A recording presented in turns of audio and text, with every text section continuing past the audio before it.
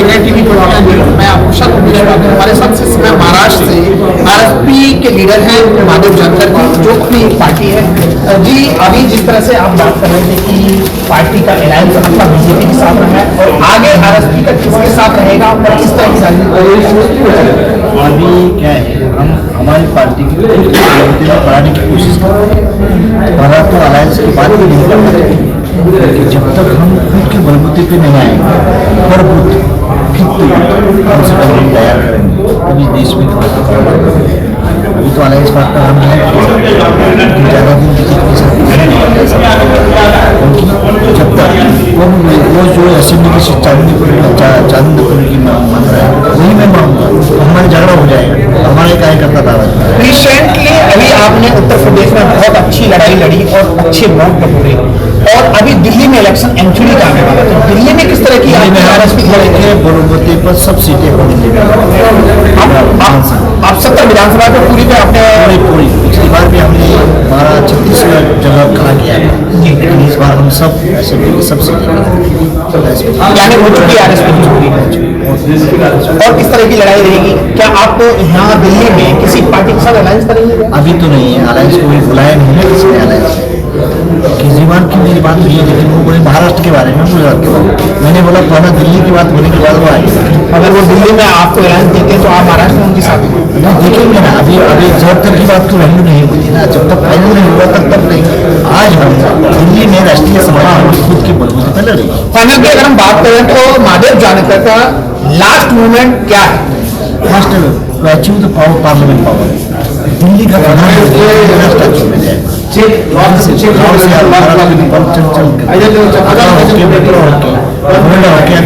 जाएगा, तो हमें दिल्ली। लेकिन अगर जानकर साहब महाराष्ट्र की अगर बात करें तो महाराष्ट्र में आरक्षण एक बहुत बड़ा मुद्दा है जो लगातार वर्षों से और उसके लिए पूरा समाज, धनगर समाज जो है लगातार लड़ाई लड़ रहा है, तो वो कब तक चलेगा और कब तक उसका क्या है? जब तक हम डिमांडर रहेंगे, जब तक हमारे आरएसपी की पॉलिटिकल पावर नहीं डेवलप करेंगे तब तक कोई पार्टी होगी। जब तक चीफ मिनिस्टर की चेयर हिलाने की कोशिश हम करेंगे तब वो डरेगी और डर के मारे वो बोलेंगे कि धनगर को रिजर्व, चाहे यूपी हो, चाहे महाराष्ट्र हो, चाहे कर्नाटक। हम पिछड़ा हुए बनते इसलिए बोलते उसको कुछ नहीं देने की जरूरत है, इसलिए हम मांगने वाले नहीं बनेंगे, अभी देने वाले बनने की सोच में रहेंगे। कभी कभी सुनने में आता है कि धनगर लोग महाराष्ट्र के कहते हैं कि धनगर मुद्दे पर माधव जानकर पीछे बिल्कुल नहीं। लोक माता अहिल्याबाई होलकर का जन्मदिन है और जयंती के पक्ष में कुछ साथियों, आज लोक माता देवी अहिल्याबाई होलकर का 297वीं जयंती पर हम आप सबको हार्दिक बधाई देते हैं। सोनिया विहार आज हमें एक मौका मिला है आने का और हम लोगों ने यहाँ से जो प्रिंस जी ने हमें एक शॉल और एक नर्मदा जल, हमारी एक ड्यूटी लगाई थी कि आप सब जगह जहाँ जहाँ पे भी हमारी मूर्तियाँ लगी हुई हैं देवी अहिल्याबाई होलकर की, वहाँ जाकर इनको पहनाएं, क्योंकि ये माता की बहुत फेवरेट थी और माता ने जो काम किए हैं वो तो सब जानते ही हैं। एक न्याय प्रिया ऐसी जो अपने बच्चे को भी दंड दे सकती है, इससे बड़ी कौन न्याय प्रिया हो सकती है।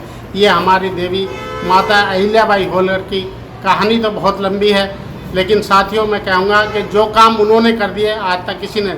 आज 12 ज्योतिर्लिंग, 4 धाम सब माता देवी अहिल्याबाई होलकर के द्वारा ही बने हुए हैं। जितने भी हमारे काम हुए हैं, बावड़ी और चीज़ें बहुत बनाई हैं, जो कि उनका आज तक का कोई ऐसा काम नहीं है कि जो नहीं हुआ उनका। तो साथियों मैं तो यही कहूँगा, ये हमारा सौभाग्य है कि जो हम लोगों को इस चीज़ के लिए उन्होंने प्रेरित करा है और हम उनके पद चिन्हों पर चरणों पर चलने वाले हैं। और हमने कोशिश करके उन्हीं के पद चिन्हों पर एक हरिद्वार में भी धर्मशाला बनाने की कोशिश की, जिसमें हम लोगों ने कामयाब हुए। साथियों मैं आपको भी यही प्रेरणा करता हूँ कि आप संघर्ष करो, हम तुम्हारे साथ हैं। कभी किसी चीज़ की कोई जरूरत हो तो हम आपके साथ करें। साथियों बताएं, आज लोक माता अहिल्याबाई होलकर का जयंती है। आज लोक माता देवी अहिल्याबाई होलकर की 297वीं जयंती पर आप सब लोगों का हार्दिक अभिनंदन और सब लोगों को ये जयंती मुबारक हो।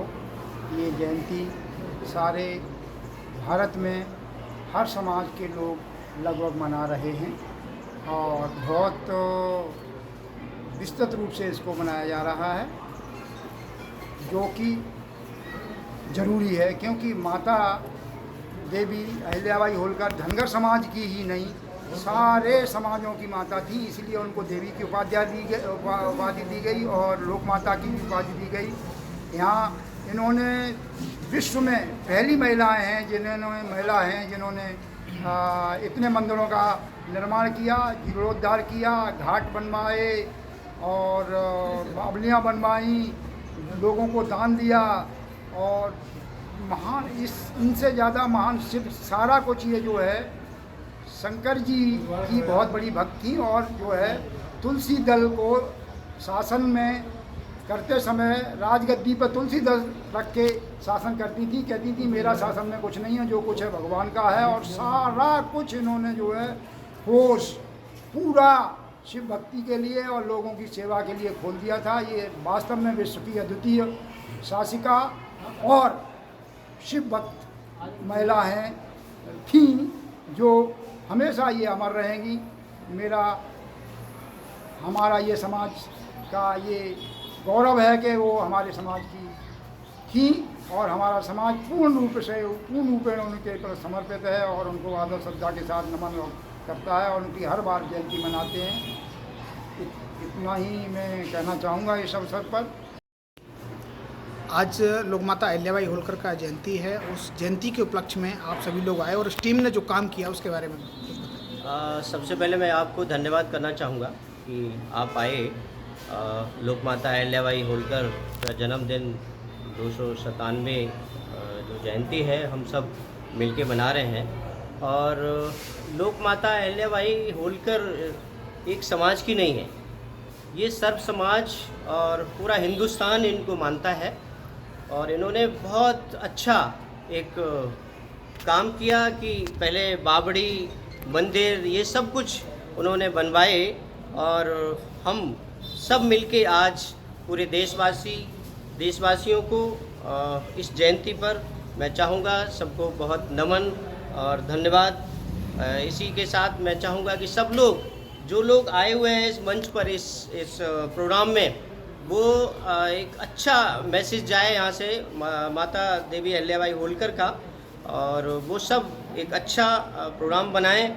सबसे बड़ी बात है कि जहाँ आज खड़े हैं सोनिया विहार में, एक जच्चा बच्चा केंद्र जो लोक माता अहिल्याबाई देवी के नाम से प्रसिद्ध है, ये एक बहुत बड़ी उपलब्धि है दिल्ली में। और मैं चाहूँगा दिल्ली में एक नहीं बहुत सारी ऐसी चीज़ें हैं जहाँ लोक माता अहिल्याबाई होलकर का नाम हो और हम सब एक साथ मिलकर उस पर काम करें। धन्यवाद। तो मैं आज 297वें जन्मोत्सव पर लोकमाता देवी अहिल्याबाई होलकर के जन्मोत्सव पर सबको बधाई और हार्दिक शुभकामनाएं देता हूं। और यहाँ गठित टीम ने जो बहुत बढ़िया शानदार काम किया है उनको भी बधाई के सभी पात्र हैं। जैसा कि आपको मालूम होगा कि एक महान शासिका, वाकई में एक महान शासिका, क्योंकि किसी के पीछे आज तक आगे अगर हम सरनेम से पहले लगाएं, देवी लगना कोई मामूली नहीं है। किसी आज तक कितनी महिलाएं हुई हैं, लेकिन देवी लगने से देवी लगा क्यों, इसका एक बहुत बड़ा इतिहास है। अगर हम अध्ययन करेंगे तो अध्ययन में पाएंगे कि लोकमाता देवी अहिल्याबाई होलकर न्याय के लिए इतना न्यायप्रिय थी कि उन्होंने एक अपने दरबार के पीछे एक घंटा लगाया हुआ था। अगर कोई एंट्री नहीं कर पाता तो बाहर से एक घंटी वो बजा दिया करते थे किसी दरबारी को, अगर ज़रूरत हो तो उनको वो तुरंत आती थी। लोकमाता देवी अहिल्याबाई होलकर उनकी बात को सुनकर उनकी बात सुनती थी। न्याय करना उनका एक विशेषता थी। और आप सभी जानते हैं लोकमाता देवी अहिल्याबाई होलकर ने हजारों मंदिरों का निर्माण करा। जो मुगल शासन में जितने तमाम मंदिरों को तोड़ा गया उनका जीर्णोद्धार करा। तालाब की बात करें, पीने की व्यवस्था, पानी की सारी व्यवस्थाएं, वो व्यवस्था जो एक सामाजिक जीवन में होती हैं वो सारी सामाजिक जीवन में व्यवस्थाएं करी। लोकमाता देवी अहिल्याबाई होलकर के जीवन से हमें बहुत कुछ सीखने को मिलता है। और मैं चाहूँगा कि इनका अध्ययन और इनकी जीवनी को हम जितना ज़्यादा प्रसारित करें और प्रचार करें उसका लाभ हमें सौभाग्य प्राप्त होगा। जय हिंद। लोकमाता अहिल्याबाई होलकर का जयंती पे आप सभी लोग आए और आरएसपी का प्रोग्राम में किस तरह से रहा, कुछ बताएं। सभी देशवासियों को धर्मवीर बघेल का नमस्कार। और सर्वप्रथम मैं पुण्य श्लोका लोकमाता अहिल्याबाई देवी को 297वीं जयंती पर सभी देशवासियों को बहुत बहुत शुभकामनाएं देता हूं। और जिस तरह से हमारी महारानी लोकमाता अहिल्याबाई थी, जो एक विकास महारानी के नाम से भी जानी जाती हैं। चाहे कोई भी क्षेत्र ले लो, उन्होंने हर क्षेत्र में अपना सहयोग दिया है, जिससे हमारा राष्ट्र पूरे विकास पथ पर 17वीं शताब्दी में रहा है। ऐसी महारानी को अगर हम दोबारा याद करते हैं तो उनके जीवन शैली में जो भी उन्होंने उदाहरण पेश किए हैं, मैं तमाम युवा शक्तियों से भी चाहता हूं कि वो अपनी जीवन शैली में इन तमाम चीज़ों को उद्धृत करें। और फिर एक बार 257वीं जयंती पर, लोकमाता अहिल्याबाई की जयंती पर मैं TV29 के तमाम दर्शकों को और उनके आयोजकों को, कैमरामैन को और पीछे जो कैमरा के पीछे काम करने उन सभी को फिर एक बार बहुत बहुत धन्यवाद देता हूं। इन्होंने एक राष्ट्रीय समाज पक्ष के आज जो लोकमाता अहिल्याबाई की जयंती मनाई, इसमें अपना योगदान दिया है और पत्रकारिता अच्छी तरह से निभाई। आप सभी TV29 के दर्शकों को बहुत बहुत धन्यवाद, सभी का बहुत बहुत आभार। जय हिंद, जय भारत।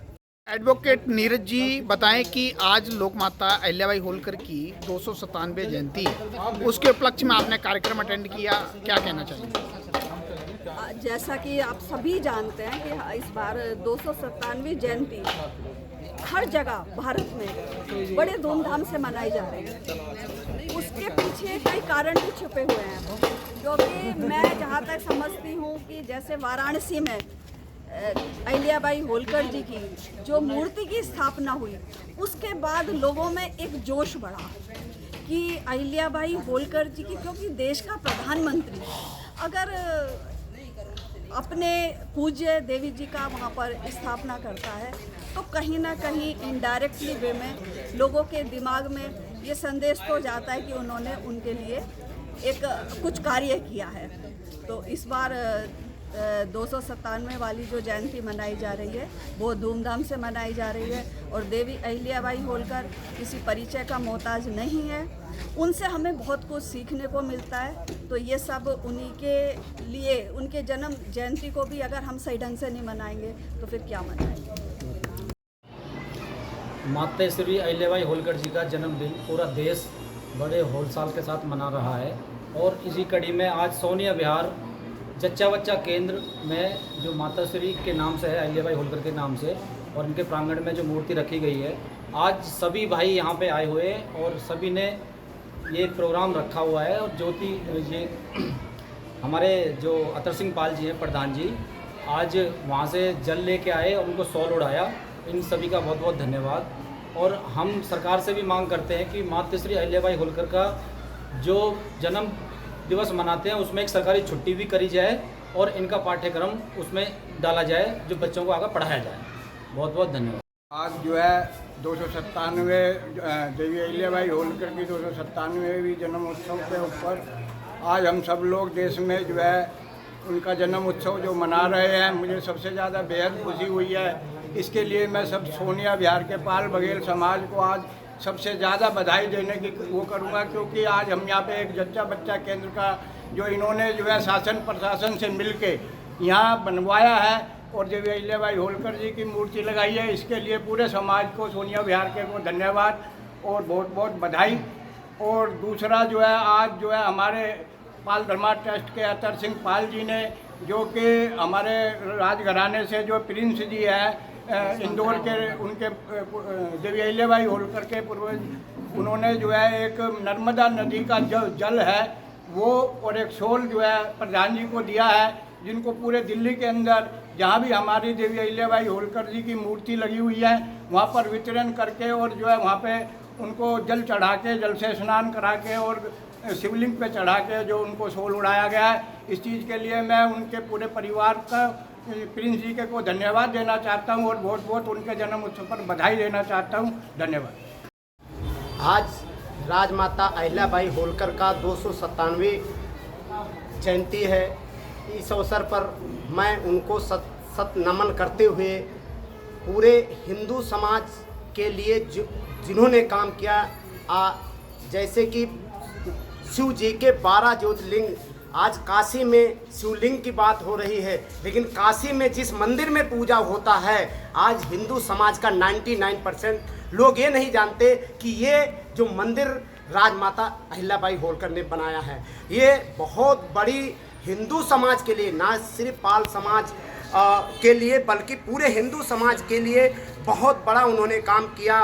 बौली जो जलाशय जहाँ पर लोगों को पानी पीने के लिए रहने के लिए व्यवस्था करवाया, पूरे पिछड़ों के लिए, उत्थान के लिए, महिलाओं के लिए जैसा काम किया राजमाता अहिल्याबाई होलकर, इस पूरे देश के लिए बहुत बड़ा काम किया। मुगल साम्राज्य में जहाँ जब मंदिरों को तोड़वा करके मस्जिद बनाया जा रहा था, उसके बाद शिव मंदिर जगह जगह बनवा करके पूरे हिंदू समाज का नाम रोशन किया। लेकिन ये दुर्भाग्यपूर्ण है पूरे हिंदुस्तान के लिए कि इतनी बड़ी शासिका का नाम इतिहास में सबसे ऊपर होना चाहिए था। आज भी हमें दुख है इस बात का कि हिंदू समाज जिस मंदिर में हम लोग शिव जी का पूजा करते हैं, पूरे देश में चर्चा है, लेकिन आज उनका जन्मोत्सव जितने विशाल रूप में मनाना चाहिए वो नहीं मन पा रहा है। तो हम लोगों को इसको जन जागरूकता अभियान चला के राजमाता के बारे में पूरे समाज में जागरूक करना है कि